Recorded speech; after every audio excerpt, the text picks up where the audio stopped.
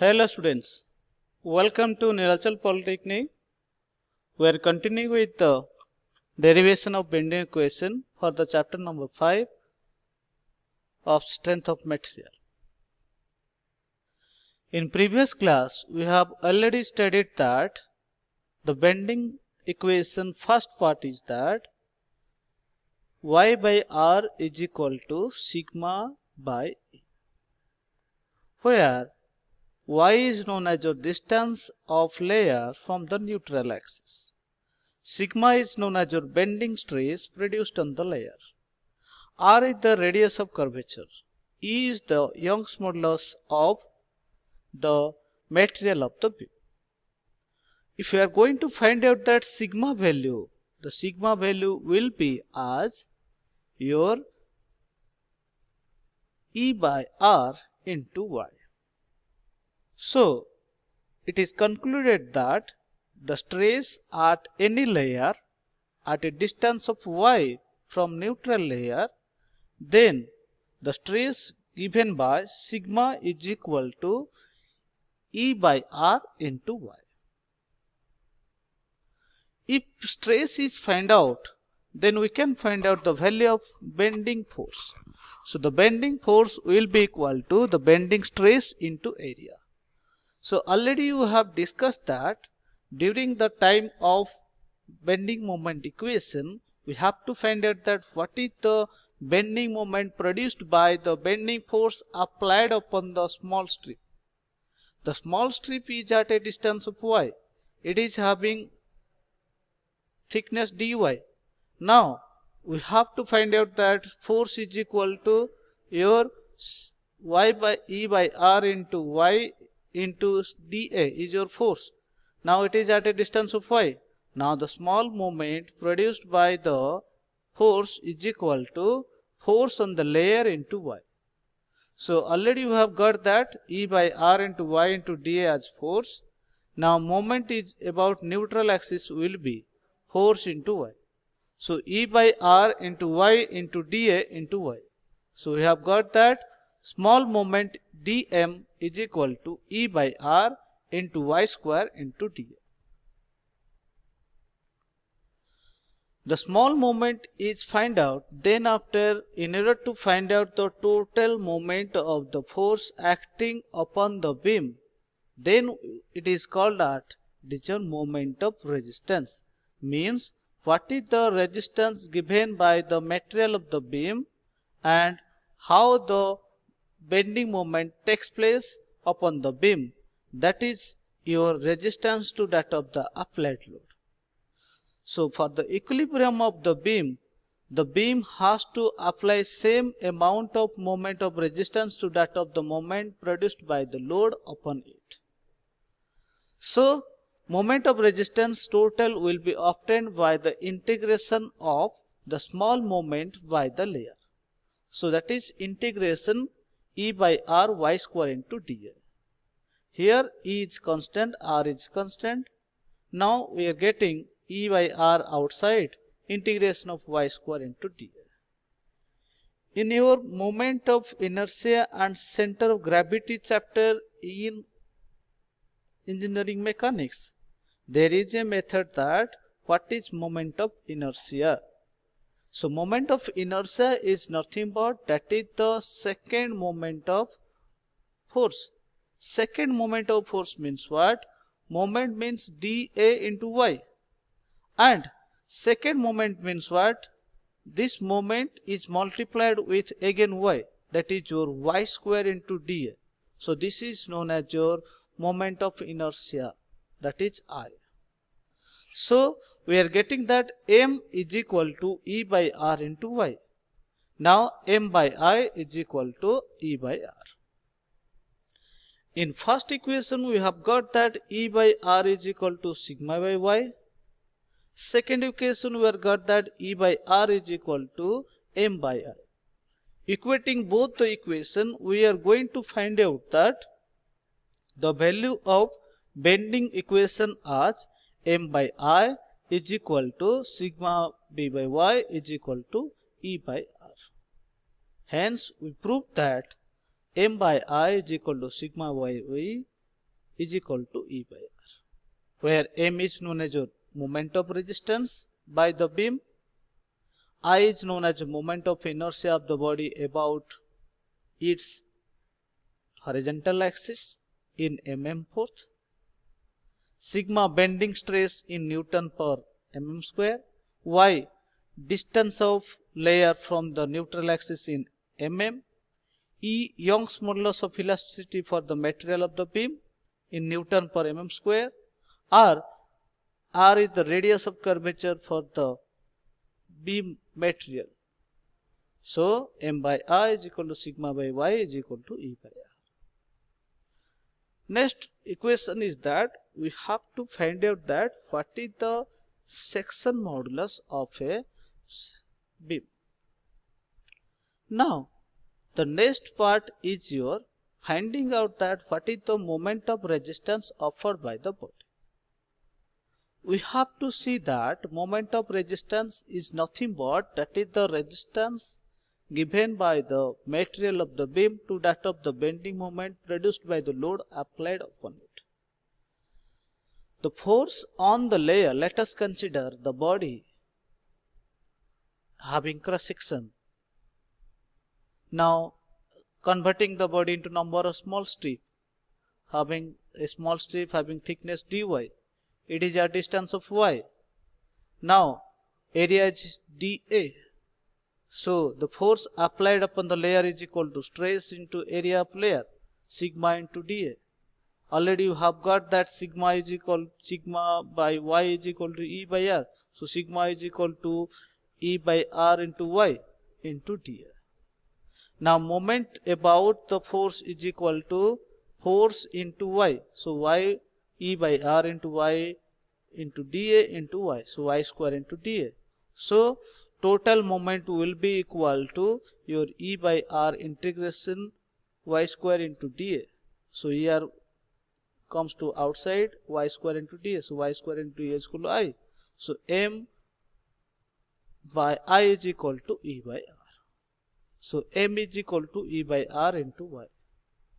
Next we'll go for finding out that what do mean by section modulus of the beam.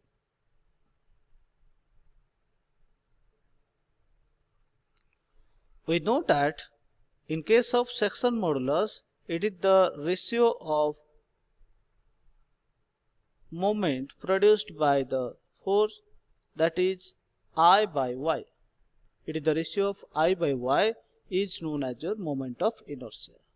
As seen in the figure, we are having a rectangular type of body having width B and depth D. Now CG of the body will be D by 2. We have to see that XX axis is your longitudinal axis of the beam. So we have to consider that what is the distance of the layer from the neutral axis.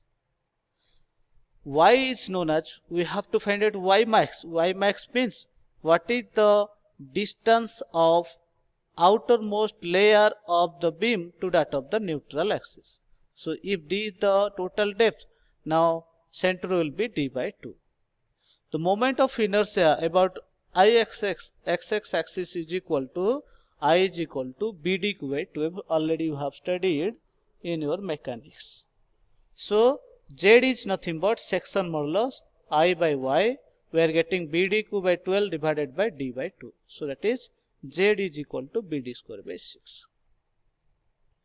Section modulus is very much important while we are going to calculate the stress induced upon the beam. So we have to find out M, bending moment produced by the load, into Z is equal to bending stress. Later we have discussed about bending stress.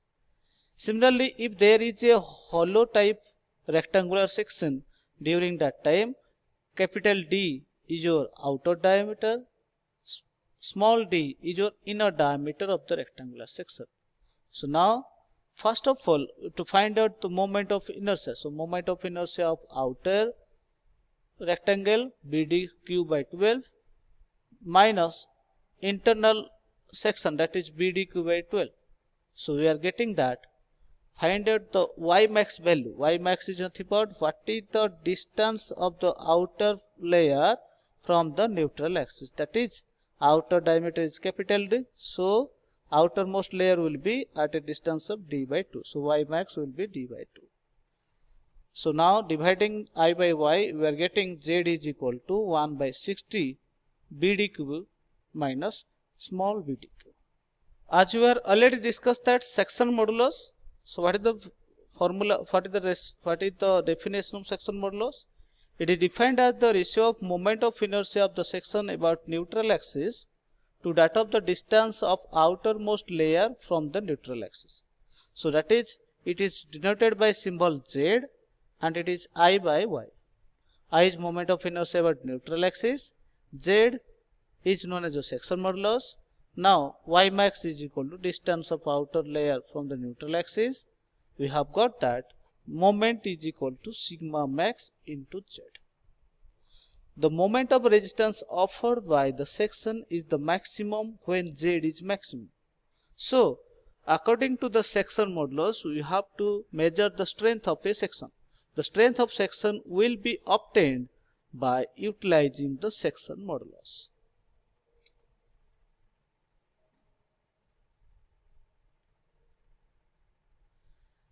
Similarly, if we are going to consider the circular sections, during that time we have seen that d is the diameter of the circle. Now moment of inertia about Ixx will be pi by 64 d to the power 4. Now maximum distance means diameter by 2, so that is d by 2. So maximum section modulus is equal to z is equal to I by y. So that is pi by 64 d4 divided by d by 2. So that is pi by 32 d cube. Again, for a circular hollow section, if we are going to consider the modulus, that is section modulus, then for a hollow section, circular section, there is two types of diameter. One is outer diameter, capital D. There is a inner diameter, small d. Now we have to see that what is the outermost layer. So outermost layer of circular hollow type will be the outer diameter. So the distance of y will be capital D by 2. First of all, we have to find out that I value. I means pi by 64 d to the power 4 minus d to the power 4, that is your internal diameter. We got that y max is equal to d by 2. So now section modulus of a hollow circular section will be equal to pi by 64 capital D fourth minus small d fourth divided by d by 2, and we are getting pi by 32 d whole bracket d fourth minus d.